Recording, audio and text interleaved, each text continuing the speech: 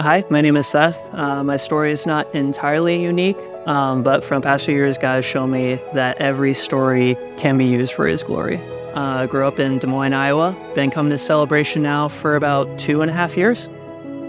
Grew up in a Christian home. Went to church Sunday nights, Wednesday night youth groups. It was cool to see my family switch from more of a legalistic mindset to more of a grace-based mindset when my brother developed epilepsy. And I was around 12 years old, so that was a struggle for my family, but the growth that came out of it was very cool to see, even still today. I think it was right after my brother developed epilepsy. That whole period was never really pushed to pray the prayer from parents or anything. They kind of wanted it, but it let us come to faith on our own. I did pray a prayer one morning, but I don't know if it was actually real.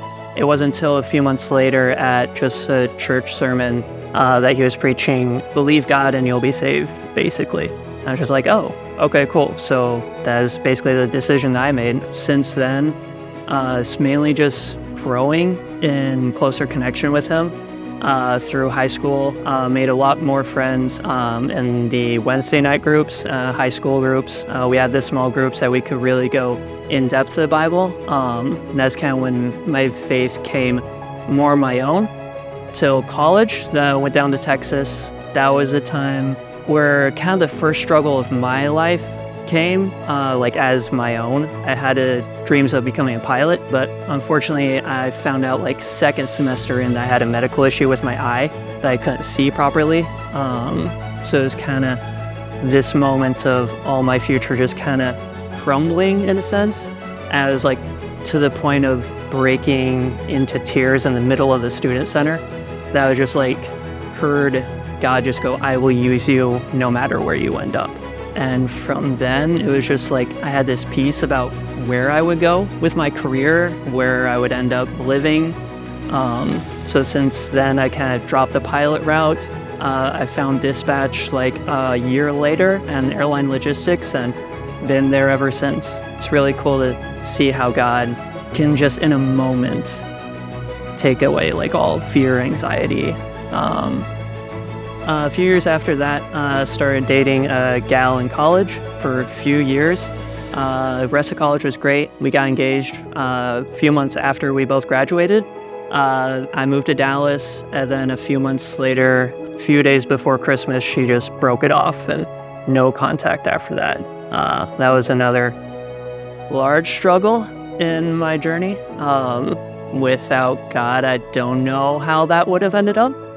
He did provide a great, solid community in Dallas, though. Got plugged in with a great cell group of young adults there. Just provided the support that I needed, especially going through that and COVID at the same time. Even while helping out with the church in Dallas, starting up their video program through COVID, just to help them get them online. Kind of made the excuse I was just too busy. Even though I was doing God's work, he was still working on my heart just to say, hey, this is something I called you to do.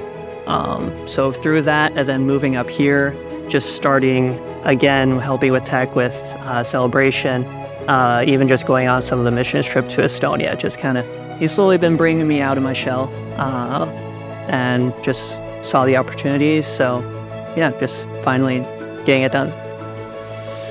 I think part of it too is just the feeling that others would think of me, just oh, hey, you've been a Christian all this time, why haven't you gotten baptized? Part of the reason I waited so long was I wanted to find a person that I really connected with to baptize me, but eventually I got to the point of God's called me to do this, not God has called me to who to do this, if that makes sense. But it's just never too late. Doesn't matter if you are brand new, if you're waited years like I have. That's kind of part of it too. From the past few years, I've developed more relationships with just more people and just seeing how God uses every single story. So it's just hey, even though my story is not particularly exciting or anything, it's still mine. And he's still working through my story and through me.